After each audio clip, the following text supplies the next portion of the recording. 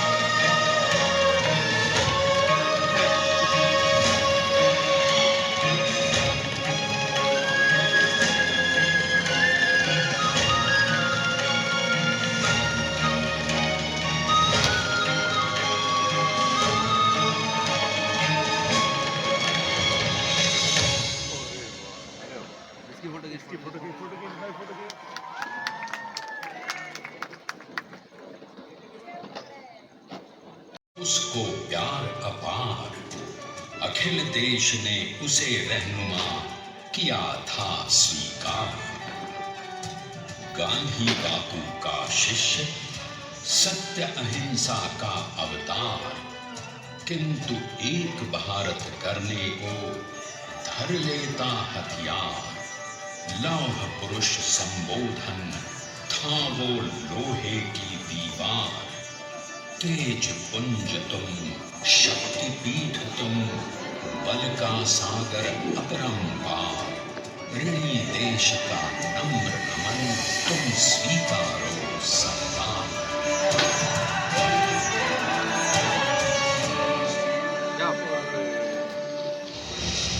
1857 में अंग्रेजों को ललकारने वाले पहले स्वतंत्रता संग्राम के एक सक्रिय सिपाही थे झवेर भाई पटेल।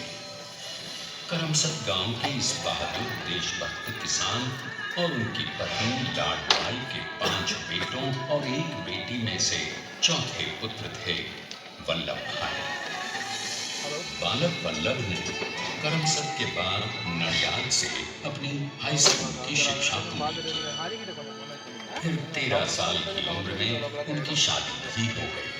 छोटी सी पास करके वो वकालत करने लगे, पहले गोधरा, फिर आनंद और उसके बाद अहमदाबाद में। मगर जल्द ही वकालत छोड़कर वो बैरिस्टर बनने की इच्छा से इंग्लैंड चले गए। लंदन में बैरिस्ट्री में अव्वल आने और वजीफा जीतने वाले वो अनोखे भारतीय थे। अब तो अहमदाबाद की वरिष्ठ अदालत में बैरिस्टर पटेल की जिरह और जीतों की धूम मच गई।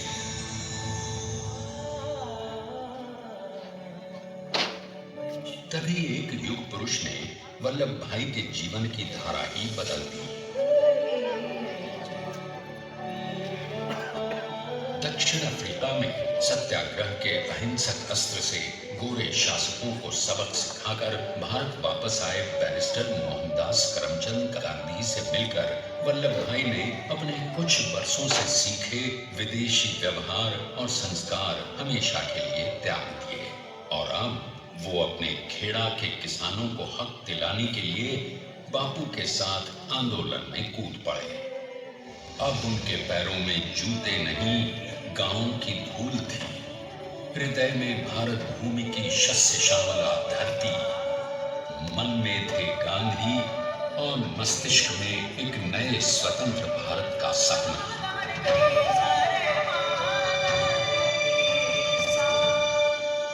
तभी बारडोली के मजबूर मजलूम किसानों की यातना का समाचार उनके पास पहुंचा। तुरंत वल्लभ भाई वहां पहुंचे और यूं शुरू हुआ भारत का सबसे बड़ा और सफल किसान आंदोलन, बारडोली। वल्लभ भाई ने बारडोली के 87,000 किसानों को ऐसा अटल, अडिग, अचल मनोबल दिया कि अंग्रेजी सरकार हिल गई और 1 बरस के बाद उनका लगान माफ कर दिया गया। अब तो पूरे देश में लोग वल्लभ भाई के नाम की कस्में खाने लगे। स्वयं महात्मा गांधी ने कहा, अब वल्लभ भाई मेरे शिष्य या साथी नहीं, सारे देश के सरदार हैं और देश को मिल गया एक अनोखा असरदार सरदार।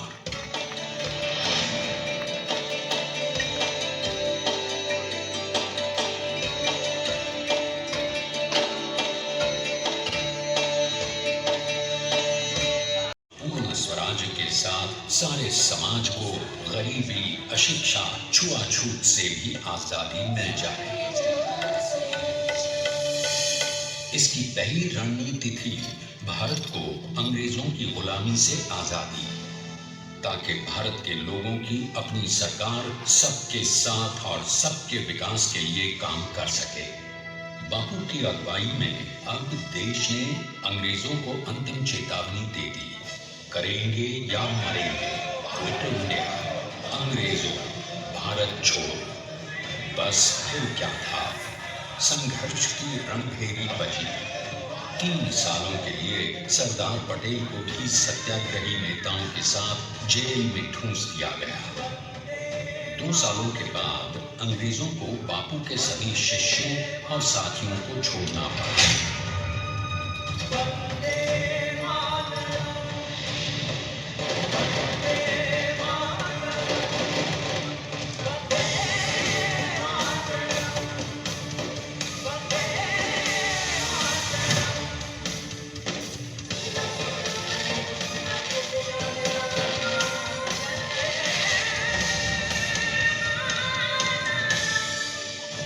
स्वतंत्रता के स्वप्न के सच होने के साथ अब सरदार पर कई एक नई जिम्मेदारी।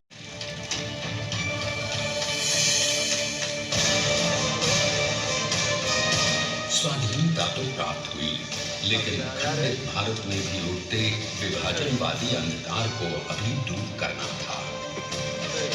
जब देश के खंड खंड होने का भय उत्पन्न होने लगा, तो सरकार ने निर्भय होकर खुद अपनी केंद्र सरकार और साथियों को भी चुनौती दे दी और जम्मू कश्मीर को बचाने के लिए सारे देश का आकाश वायुयानों से भर गया।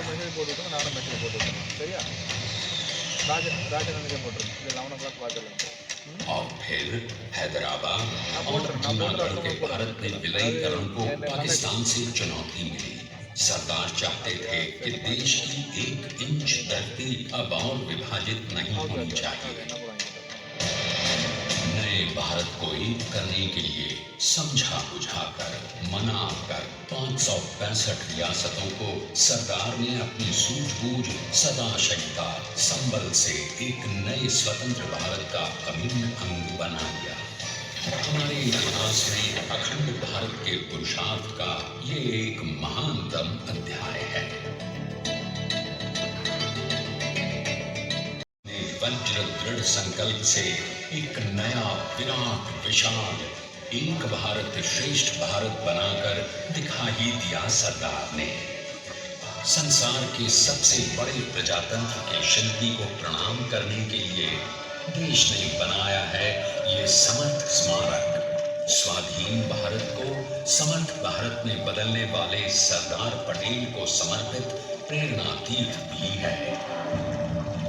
प्रधानमंत्री श्री नरेंद्र मोदी के नेतृत्व में बनी विश्व की इस विशालतम प्रतिमा के सामने आकर सारी दुनिया जैसे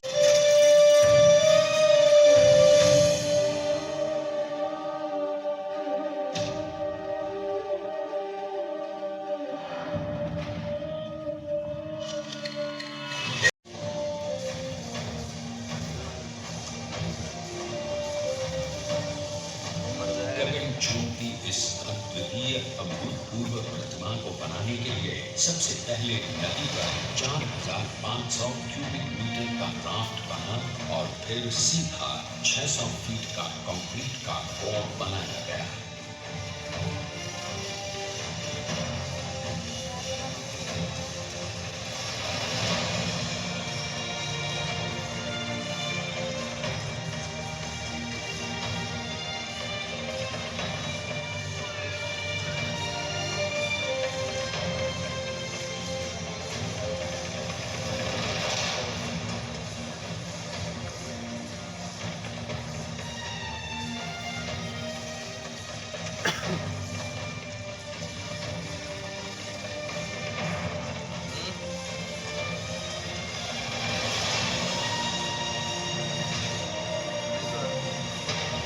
इस कंक्रीट कोर के साथ लगाया गया स्टील का फ्रेमवर्क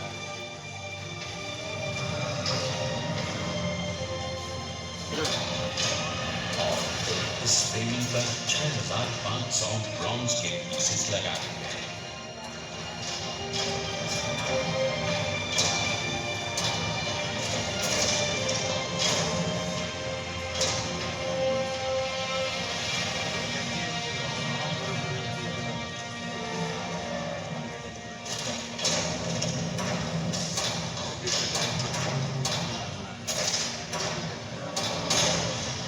सोचिए कि 182 मीटर ऊंचे इस भव्याति भव्य स्मारक के निर्माण में कितना सामान और मेहनत लगी होगी।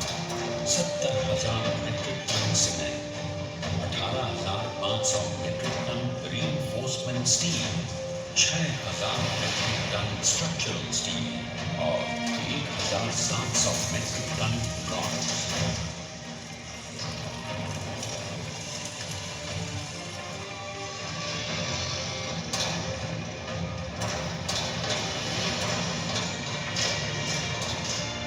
स्टैच्यू ऑफ यूनिटी आज एक वर्ल्ड आइकॉन है और इसे मुमकिन बनाने में एक सेकंड भी ब्रेक लिए बिना देश भर की टीम्स ने 24/7 काम किया। 250 से ज्यादा इंजीनियर्स, 4,500 से ज्यादा स्किल फोर्स और 3 लाख मानव दिन। हम गर्व से कह सकते हैं कि कुल मिलाकर स्टैच्यू ऑफ यूनिटी के निर्माण में 95% माल सामान, मजदूर, इंजीनियर्स और एक्सपर्ट्स थे भारतीय। जानते हैं कि 182 मीटर ऊंची इस भव्य प्रतिमा को बनाने में कितना समय लगा? डिजाइन के लिए 12 महीने और निर्माण के लिए 34 महीने, यानी कुल मिलाकर केवल 46 महीने।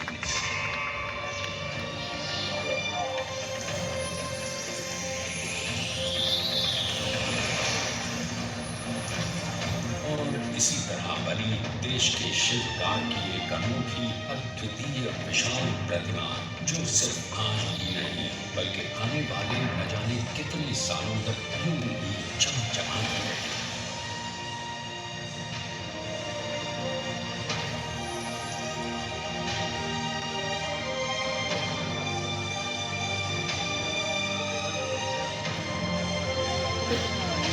महीनों तक लगातार बिना रुके एकजुट होकर न जाने कितनों ने परिश्रम किया और उनका साथ दिया भारत की 7.25 करोड़ जनता। और तभी मुमकिन हो पाया एक ऐतिहासिक निर्माण जो आज कहलाता है भारत की नई पहचान। स्टैच्यू ऑफ यूनिटी, विश्व की सबसे ऊंची प्रतिमा।